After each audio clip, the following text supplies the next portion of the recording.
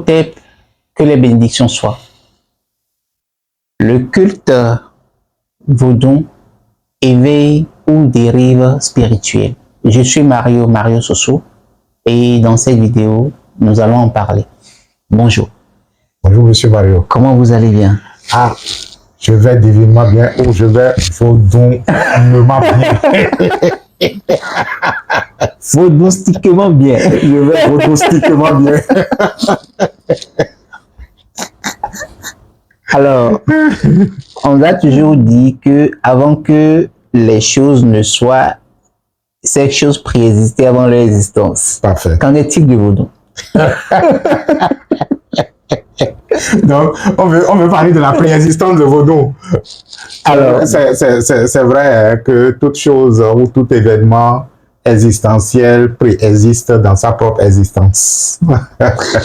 Alors, pour cette communication, nous voulons parler donc de vaudou en tant que son impact pour l'éveil, ou carrément est-ce une dérive spirituelle. Alors, dites-nous, quelle approche spirituelle faites-vous donc de vaudou? Parfait. Je remercie d'abord au passage hein, le téléspectateur qui nous a suggéré ce thème. J'ai aimé le thème et je me dis que nous allons échanger là-dessus, nous allons communiquer là-dessus. Vaudou, le culte vaudou, éveil ou dérive spirituelle. Je pense que ce que le monsieur voulait comprendre et par conséquent nous amener à comprendre, est-ce que le vaudou tel que c'est pratiqué en Afrique, le vaudou tel que nos aïeux l'avaient, disons, inventé, et de la façon dont aujourd'hui, lui, il voit que cela se pratique, est-ce que cela participe véritablement à notre éveil spirituel? Est-ce que cela n'est-il pas en train donc de nous amener dans un décor qu'on n'aurait pas souhaité et tout le reste? Je pense que son interrogation est une très belle interrogation et il n'y a que des gens qui s'interrogent véritablement sur les pratiques événementielles. Je voudrais dire les pratiques de l'existence, les pratiques existentielles. Il n'y a que des gens qui s'interrogent sur ces pratiques-là, qui se corrigent et qui s'actualisent. Bien sûr. Parce que si vous ne vous actualisez pas et que vous restez dans les pratiques anciennes sans les actualiser, vous serez dépassé par le monde. Le monde serait en train déjà d'évoluer à 1000 à l'heure pendant que vous serez toujours en train donc de traîner les pas. Encore que, il faut savoir si l'on est véritablement connecté à l'authenticité de la pratique ancienne. Parce que aucune pratique ancienne n'est, disons, vide de forme et de principe. Aucune forme de pratique n'est vide de principe, je voulais dire. Aucune forme de pratique n'est vide de principe. Intéressant. C'est quand vous ne maîtrisez pas le principe que vous pensez que ça ne repose sur rien et que par conséquent, ça ne vous apporterait pas grand-chose. Donc, la première question, c'était donc de demander quelle est l'approche spirituelle du vaudou. On pourrait dire qu'est-ce que le vaudou? Mais nous ne voudrions pas nous lancer donc dans cette, dans ce discours au risque donc de susciter, disons, le commentaire des uns et des autres.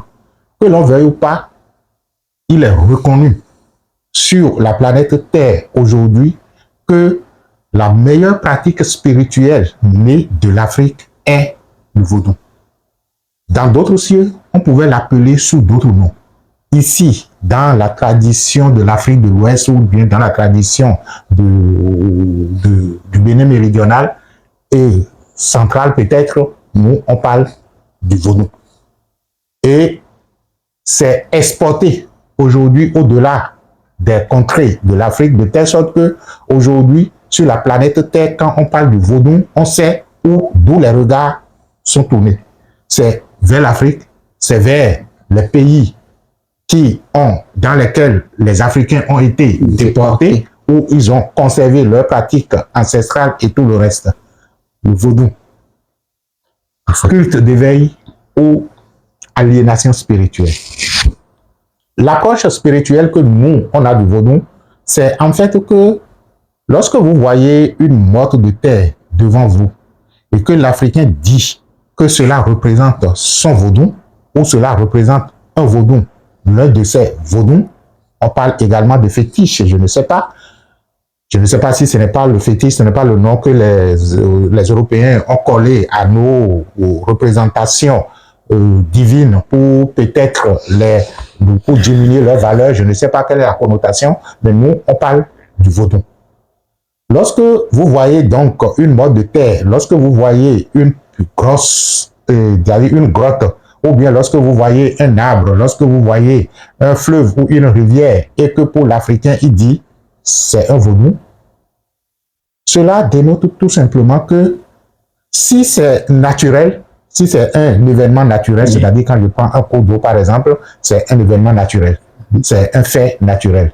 Mais quand je vois un arbre, ça peut être planté, comme ça peut être, disons, ça peut être, l'arbre peut pousser de lui-même et après on lui accorde ces vertus-là, ou du moins ce caractère d'être vaudou. Et quand je parle de l'arbre planté maintenant, cela m'a rappelé l'un des vaudous de mes ancêtres.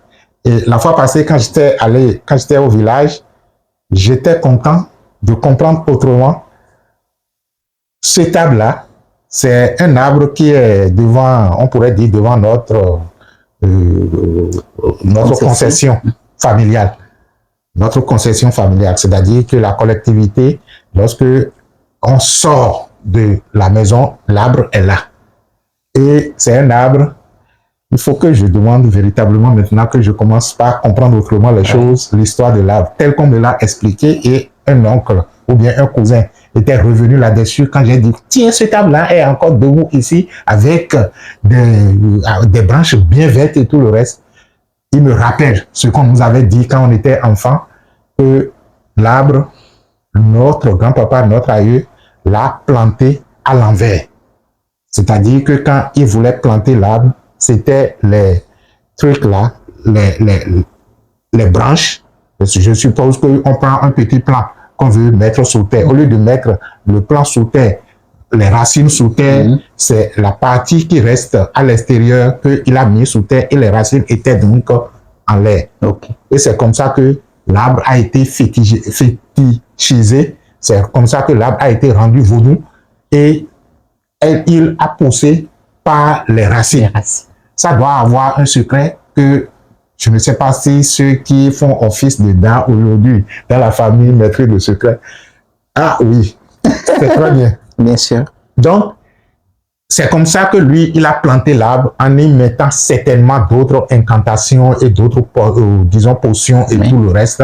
Et jusqu'à présent, l'arbre est encore là. Je pense que ça doit faire partie des choses que l'on doit préserver au sein de la famille. Il faut que j'insiste là-dessus auprès des dards et autres. Donc, l'arbre est là. Et c'est le vaudou. C'est en fond, on appelle Afama. De telle sorte que nous avons un vaudou qui est Dangbe, on dit Dangbe Afasa.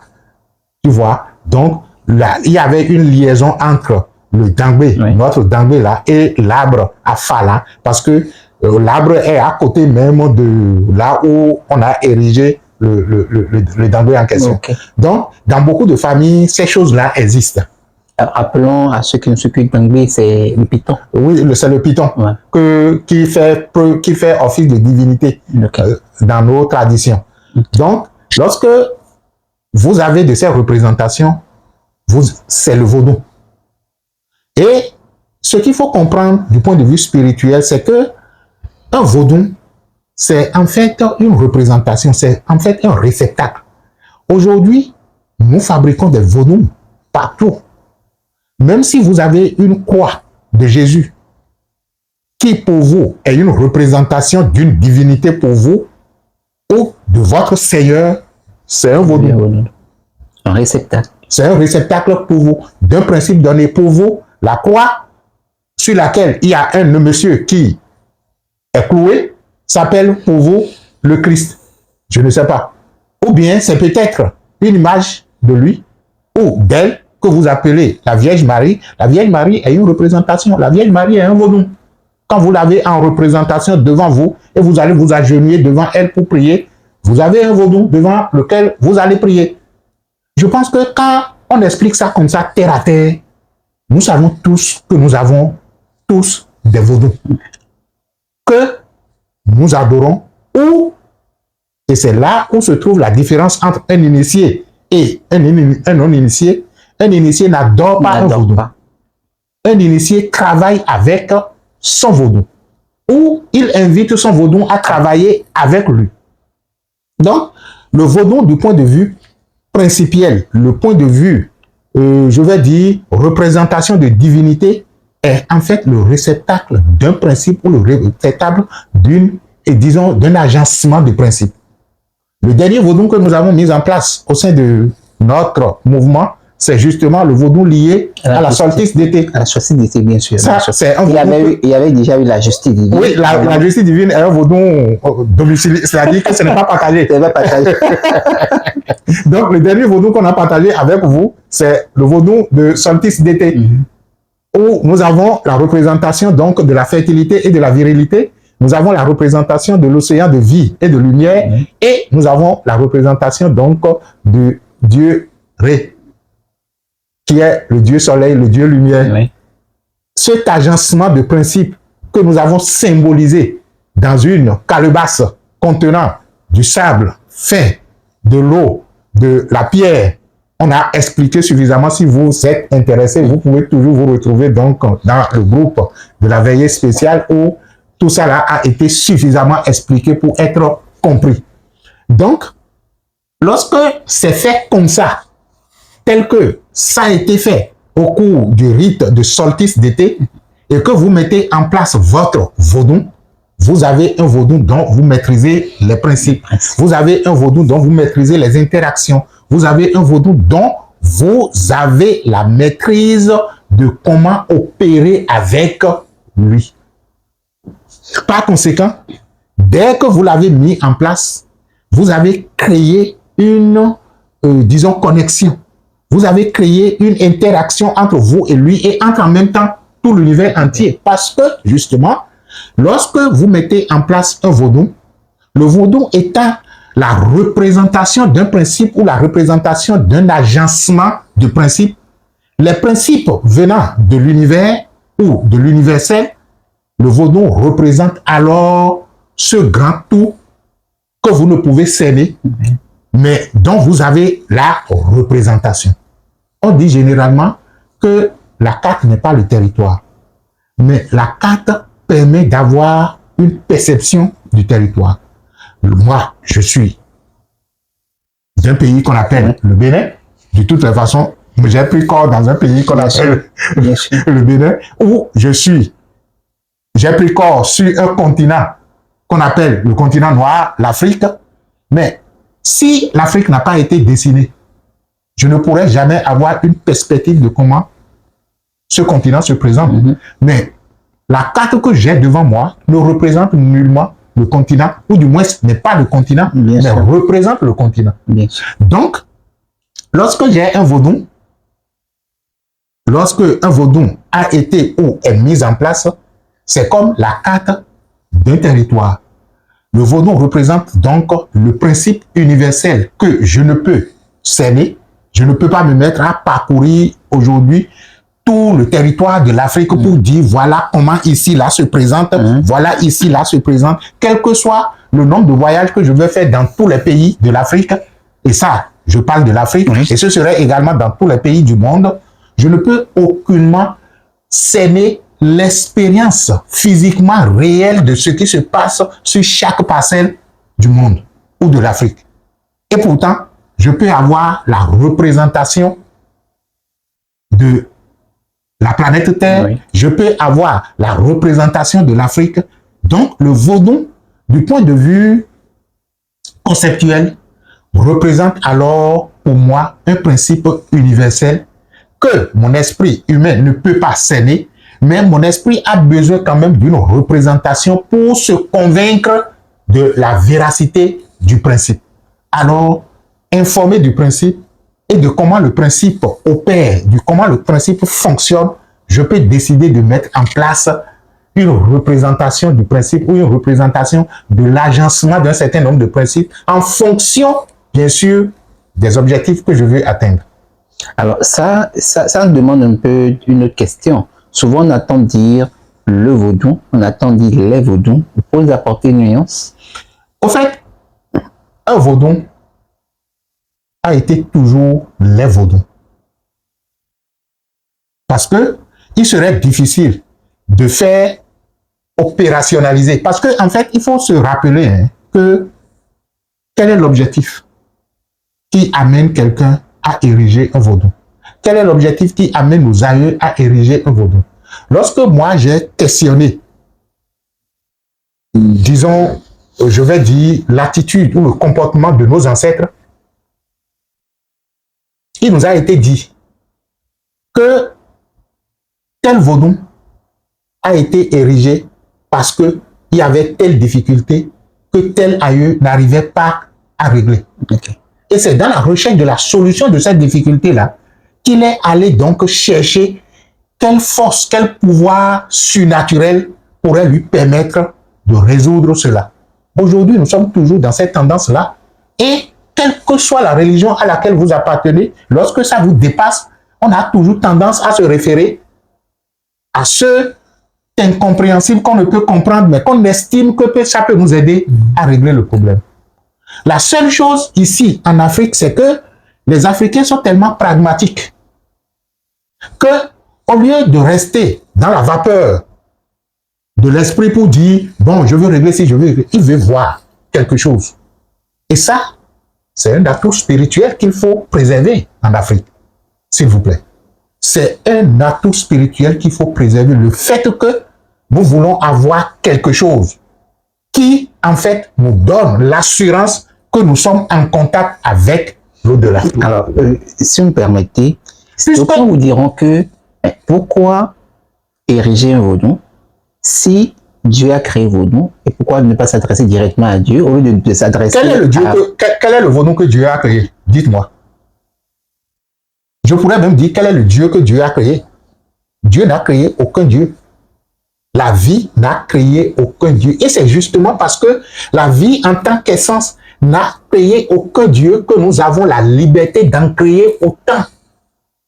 Mais pourquoi en créer? Ou du moins, si tu veux, en disant que la vie n'a créé aucun Dieu, je pourrais dire que la vie a créé une infinité de dieux de telle sorte que l'eau est Dieu, la terre est Dieu, l'air est Dieu, le feu est Dieu, et l'agencement d'une certaine façon ou d'une autre de ces choses sont également divins.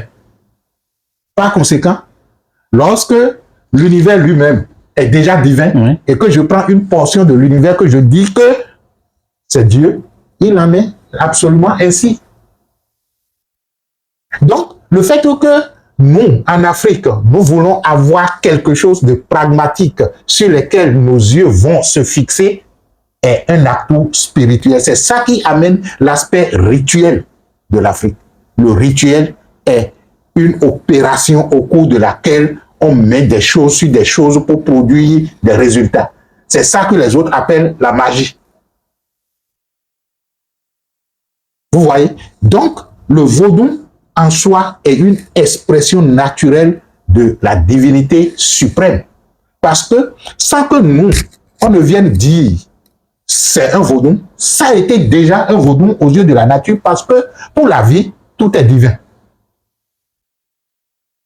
C'est pourquoi l'un des enseignements, ou du moins l'un des principes spirituels de la spiritualité dit tout est sacré.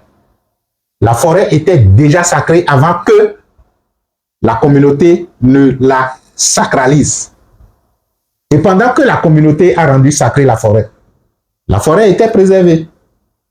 Pendant que la communauté a rendu sacrée la rivière est préservée. Elle n'est pas polluée. Pendant que la communauté a rendu sacrée la montagne ou cet arbre, on ne pouvait pas l'abattre. Je parle de l'arbre, n'importe comment. L'arbre est respecté en tant qu'être participant à la vie de la communauté. Ça, c'est la préservation de l'environnement. Et ça, c'est le géographe que je suis qui parle. Donc, nous avons des valeurs que nous devons réveiller si on veut véritablement se développer et apporter quelque chose à l'humanité. Parce que, de toutes les façons, c'est ce que vous êtes à travers votre culture que vous présentez aux autres, qui vous différencie des autres et qui vous fait apprécier. Mais si je dois être toujours dans le mimétisme qui consiste à copier l'autre, à vouloir faire comme l'autre, pendant que l'autre qui m'a dit que moi, mes représentations étaient fétiches ou Satan, ne peut même pas, en fonction du principe de, je vais dire quoi, de principe de fonctionnement de mental qui est universel, ne peut pas aller au-delà, a également été obligé de faire les représentations qui viennent dire que les miens ou les miennes sont sauvages. Non, justement, nous devons arrêter cela. Le vaudou, c'est justement dans l'expression naturelle des choses, la représentation du divin.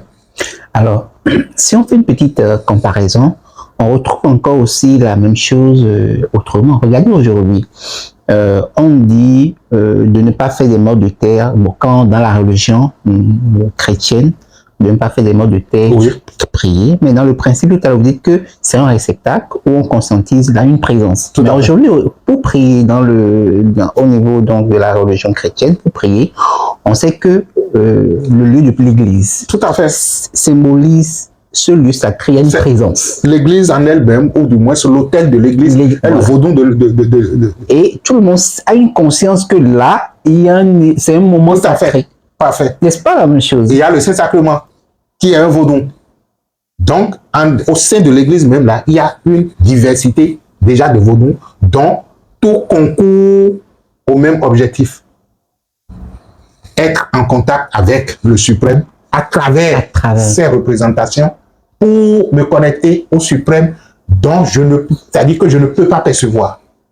C'est ça l'idée naturelle et l'idée traditionnelle du vaudou. Voilà l'idée naturelle, l'idée traditionnelle donc du vaudou. Alors, comment aborder tout cela pour l'éveil? Oui, justement. C'est là où se trouve la grande question. Parce que tout à l'heure, quand nous parlions donc de la représentation du vaudou et de ci ou de ça, nous avons dit qu'il y a une très grande différence entre l'initié et le profane. Le profane adore le vaudou et l'initié travaille avec le vaudou. Dans la spiritualité, je ne veux pas dire ancestrale, je dirais dans la spiritualité archaïque, parce que lorsque nous parlons de l'ancestralité, ça fait un thème, les vrais ancêtres de l'humanité. Ouais. Je pense qu'il faut que on fasse une émission là-dessus. Je crois que je vais noter ça ici. Qui sont véritablement nos ancêtres? Qui sont les vrais ancêtres de l'humanité? Ce sera une émission entière que nous allons décortiquer ensemble. Alors, on continue. Donc, lorsque nous parlons de la spiritualité archaïque, de la spiritualité originelle, de la sagesse antique, il est même dit que dans la remontée à l'éveil du soi, l'étudiant spirituel ou le disciple spirituel doit travailler avec les dieux. Mais les maîtres précisent en même temps qu'on travaille avec les dieux pour s'affranchir des dieux. Écoutez-moi très bien. Nous travaillons avec les dieux pour s'affranchir des dieux. Cela suppose tout simplement que lorsque j'ai une divinité, lorsque j'ai un vaudou ou lorsque j'ai un dieu, quel que soit le nom que je lui donne et quel que soit l'agencement des forces que cela représente, mon travail en tant qu'initié avec cette divinité ne consiste pas à me soumettre à cette divinité pour lui demander des faveurs, mais consiste à travailler avec lui pour que l'énergie qu'il représente, je puisse comprendre cette énergie, assimiler cette énergie et passer à la suivante. Parce que dans l'infini, qui est la réalité suprême, il n'y a pas de Dieu limité. Et les maîtres nous éveillent à ce principe selon lequel, lorsque dans les mondes intérieurs, vous croisez quelqu'un ou une énergie qui vous dit qu'il est ou qu'elle est la divinité, dites-lui que derrière lui, il y en a une autre, plus grande. Parce que la divinité suprême ne vous dira jamais quel est le Dieu ou quel est Dieu. Elle vous donnera l'opportunité d'explorer encore et encore au plus profond de vous pour voir cet aspect parfait de vous qui, naturellement, se confond à la vie infinie et illimitée. Je pense que j'ai déjà fait une émission sur cette chaîne où je disais, c'est comme si de la vapeur, nous sommes devenus de la glace, et dans notre expansion de la conscience, nous partons de la glace à la vapeur. La vapeur étant beaucoup plus aérée, pouvant donc occuper tout l'espace infini et illimité. Par contre, la glace semble ne occuper que l'espace qu'on lui a donné. Donc, percevez la chose dans ce sens-là, vous permettra donc de comprendre que votre conscience, une fois que c'est devenu une conscience humaine, une conscience matérialiste, une conscience matérielle, elle a l'obligation de redevenir une conscience spirituelle. Et c'est dans ce parcours que nous affrontons les différentes énergies. Revenons maintenant au vaudou d'Afrique. Oui. Le vaudou qui est né là, lorsque vous vous soumettez à un vaudou, vous êtes dans ce qu'on pourrait appeler l'annihilation spirituelle. Lorsque j'oublie que je suis le premier vaudou, je tombe dans ce que je pourrais appeler dérive spirituelle. Donc, quand le monsieur demandait le culte vaudou, éveil ou aliénation spirituelle, ou éveil ou dérive spirituelle, le culte vaudou, c'est en fait lorsque le vaudou est là et que je viens faire le culte, ou bien je viens, on dit, je viens célébrer le vaudou, c'est en fait que je viens vers le vaudou en tant qu'une représentation de l'universel, pour que à travers le vaudou, je puisse donc m'adresser à l'universel. Le vaudou étant donc la matérialisation du principe de l'universel. De telle sorte que lorsque dans le culte, je lui donne de l'eau, je lui fais ses panégyriques. C'est panégyrique. Oui. La façon de le faire, en fait, est dans la façon et dans la compréhension que je sais que je ne suis pas en train de l'adorer, mais qu'il me sert d'outils. Et voilà un autre, les vaudous sont des outils de l'être humain. Donc, lorsque je suis un maçon, quelle que soit la technologie dont je dispose, si je n'ai pas d'outils, je ne peux pas construire de belles maisons. C'est impossible. Quelle que soit votre ingéniosité, quelle que soit votre intelligence, il vous faut des outils pour construire une belle maison si vous êtes maçon. Une belle œuvre si vous êtes menuiserie, si vous êtes menuisier, si vous êtes architecte, si vous êtes quel que soit le métier dont vous êtes, disons, l'expert, il vous faut naturellement des outils. Donc, les vaudous, en quelque sorte, quelle que soit notre intelligence spirituelle, nous avons besoin de ces outils pour pouvoir donc concevoir notre lien avec l'universel. Mais les outils que nous utilisons, on n'adore pas ces outils. On les félicite tout simplement d'avoir été des outils merveilleux. Parce que justement, c'est moi encore, en tant qu'être humain, même si ce n'est pas moi, personne figée, qui naturellement a fabriqué ces outils. Les outils que vous utilisez, ça a été fabriqué par l'intelligence humaine. Oui. Ou bien, il y a un outil qui est tombé du ciel? Pas du tout. Ainsi, les vaudous sont des outils que l'intelligence humaine a fabriqués.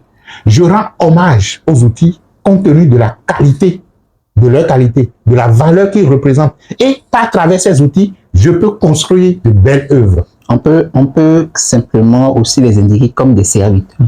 Justement, les vaudous sont des serviteurs. Et un serviteur, ça s'entretient justement. C'est là que vient l'aspect culte du vaudou. Ceux qui sont suffisamment intelligents savent que les serviteurs doivent être entretenus. Lorsque vous avez des domestiques à la maison, lorsque vous avez des dames de ménage ou des agents de course et tout le reste, c'est totalement idiot de ne pas leur apporter de l'attention. Leur accorder de l'attention. C'est idiot de ne pas les, de ne pas les entretenir. Parce que justement, votre vie en dépend. C'est le monsieur qui vous prépare à manger.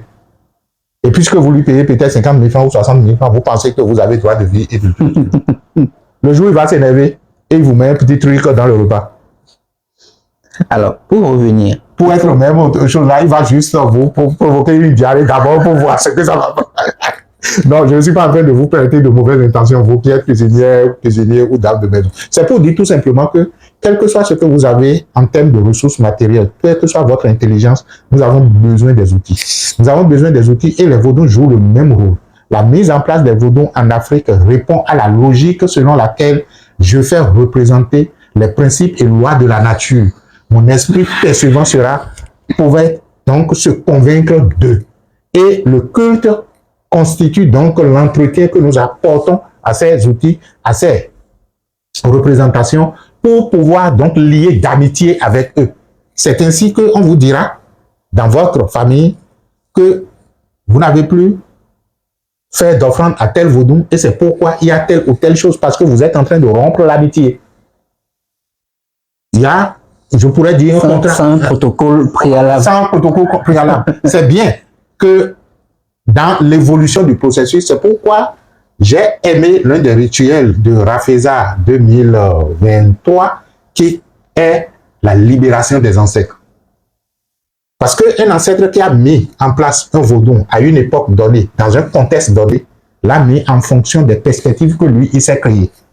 Le vaudou répondant à cette perspective-là, ne sait pas que les choses évoluent et qu'aujourd'hui, vous pourriez avoir des perspectives encore plus grandes. Je me rappelle que dans une concession familiale, il était difficile d'avoir des enfants pendant que l'aïeux voulait mettre en place le vaudou. Son objectif, c'était donc de procréer. Et il paraîtrait que le vaudou lui demandait de dire tout ce qu'il voulait. Quand le vaudou a répondu, et il dirait, je veux procréer jusqu'à la limite 2. Et il a lancé sa pierre. Le vaudou a dit, est-ce que c'est tout ça? Il a dit oui. Mais quand le vaudou a été opérationnel, il a commencé véritablement par procréer. Et ses petits-fils et arrière-petits-fils font des enfants comme ça. Mais l'autre problème, c'est comment assurer maintenant la charge matérielle des enfants. C'était pas dans les accords du vaudou. Donc, dans la famille, les gens font des enfants. Ils font des enfants. Ils sont assez fertiles, femmes comme hommes. Mais de quoi se nourrir, ils ne dépassent jamais la limite de la subsistance. Parce que le vaudou n'a pas été formaté pour donner au-delà de la subsistance. Au-delà de la subsistance.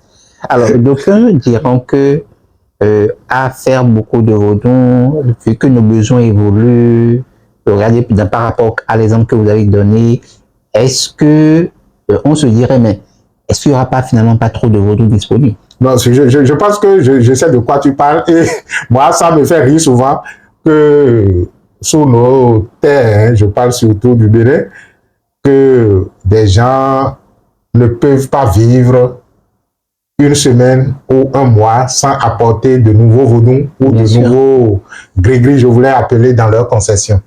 C'est ce qu'on appelle, bon, est-ce que je vais appeler ça vagabondage ou bien je vais appeler ça de la perdition spirituelle? Parce que vous n'en avez pas besoin autant. Vous avez juste besoin d'avoir des principes opérationnels qui fonctionnent. Sinon, vous finirez par remplir. Il paraîtrait même que des gens, dans leur concession, ont une case entière pour les vaudous et tout le reste. Non, on n'en a pas besoin. Vous avez besoin certainement d'un lieu que vous rendez sacré, où vous avez quelques dispositions, disons légères, pour maintenant vous recueillir et vous connecter. Mais avoir telle amulette sur telle ou telle autre, cela veut dire que vous n'en avez pas une qui soit suffisamment puissante pour ouvrir les besoins dans tel domaine. Mais par rapport aux questions que vous soulevez, c'est possible que lorsque j'ai mis en place un vaudou, surtout lorsque ça a été mis en place dans le contexte des aïeux que nous entretenons, que c'est logique que le vaudou soit réactualisé. Si nous ne maîtrisons pas le principe premier qui a mis en place ce vaudou-là pour l'actualiser, quand je donne l'exemple donc de la concession où le premier vaudou c'était pour la procréation, maintenant que on s'est rendu à l'évidence qu'au-delà de la subsistance, il y a d'autres besoins à remplir. On pourrait, à défaut d'actualiser ce vaudou-là, en installer son complément. Okay.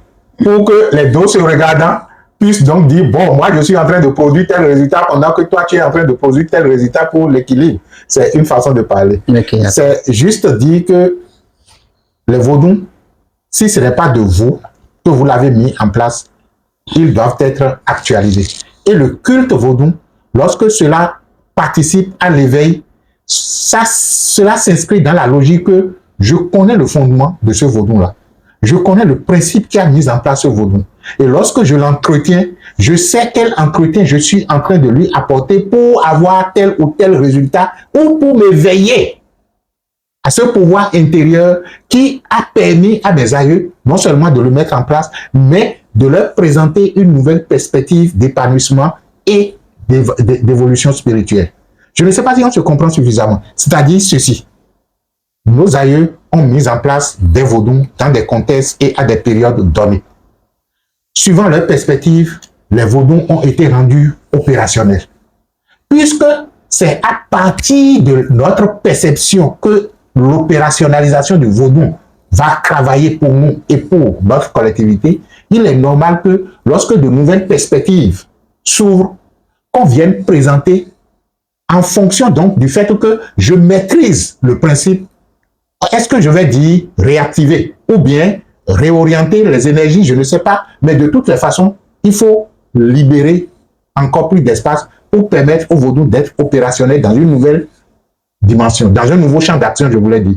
Parce qu'il a été fomenté dès le départ. Il y a peut-être 5 générations en arrière, la génération N-5 peut-être, ou bien -10, je ne sais pas. Il y en a qui datent de très longtemps.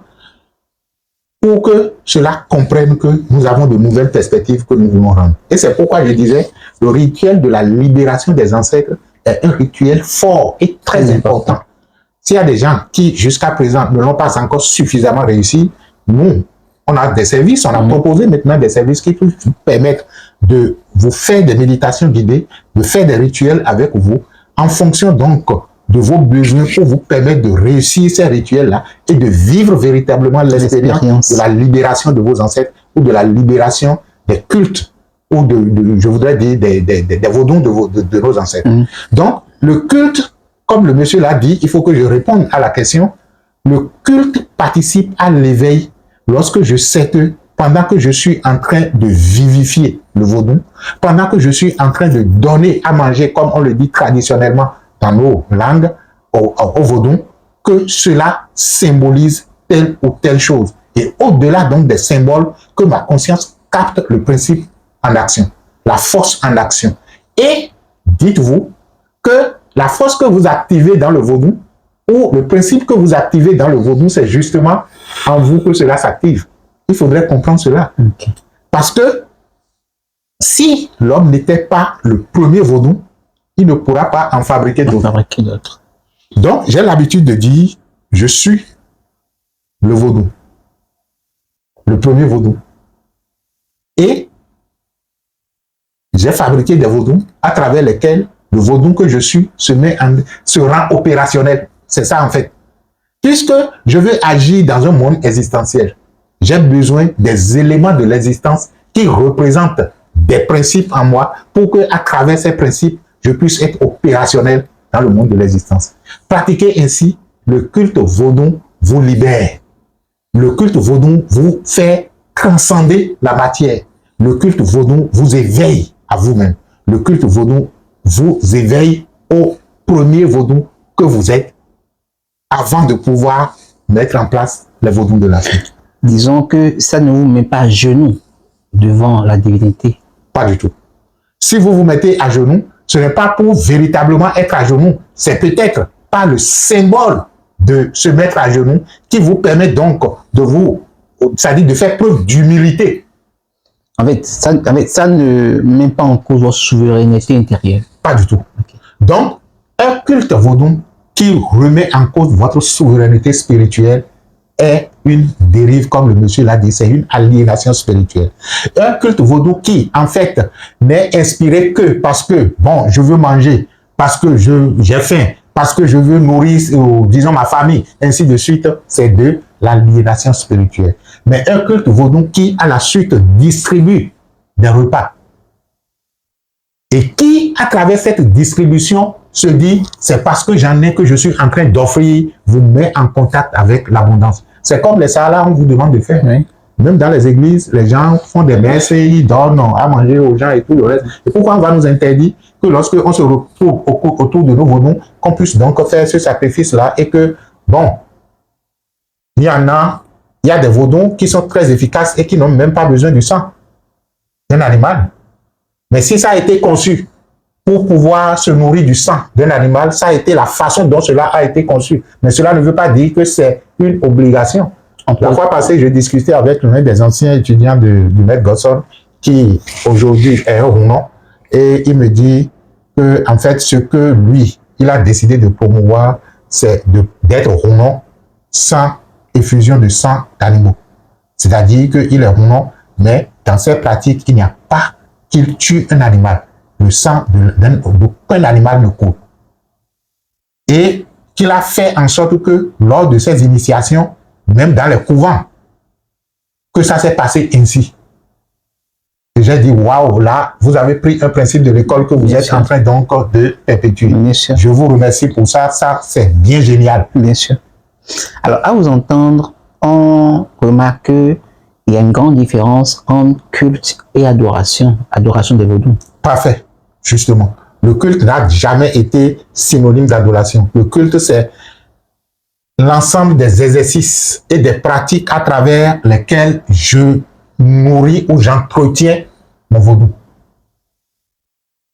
Je vivifie l'énergie de mon vaudou. L'interaction entre lui et moi, c'est à travers un certain nombre de pratiques. Peut-être lui donner de l'alcool, lui donner de l'eau, de l'huile rouge, de ci ou de ça, et prononcer des paroles qui s'ensuivent. L'honorer et maintenant l'envoyer en exercice. Pour la communauté. Pour la communauté. Donc, quelque part, l'adoration serait vraiment ce qui amènerait la dérive. Même le Dieu suprême n'a pas demandé de l'adorer. Je pense avoir fait une émission là-dessus où faut-il vraiment adorer Dieu. Nous n'avons jamais, Dieu n'a jamais demandé de l'adorer. Si vous estimez que vous êtes en train d'adorer Dieu, vous êtes dans de fausses adorations. Vous êtes dans une bêtise spirituelle. Occupez-vous de vous-même. Occupez-vous de votre éveil. Occupez-vous de votre souveraineté spirituelle. Et si, entre-temps, pour y arriver, vous avez besoin de représentations à travers lesquelles vous allez interagir pour vous référer finalement au premier vaudou que vous êtes dans le bon chemin. Alors, voilà, nous voilà un peu au thème de cette communication où ça nous permet quand même de pouvoir faire cette grande séparation entre le culte, disons la pratique du culte et l'éveil. Voilà. Le culte participe à l'éveil lorsque, dans l'interaction des éléments que vous agencez, vous vous rappelez donc du principe que vous êtes en train de mettre en action. C'est comme, je dis souvent, les femmes peuvent facilement atteindre l'illumination. C'est-à-dire quand vous prenez du sel et que vous mettez dans l'eau, vous constatez que le sel commence donc par se dissoudre dans l'eau, aussi bien que le morceau de sel ou le sel se dissolve dans l'eau, que toute énergie discordance de ma conscience se dissolve dans l'universel. Imaginez. Ça, c'est la chimie domestique. Hein, la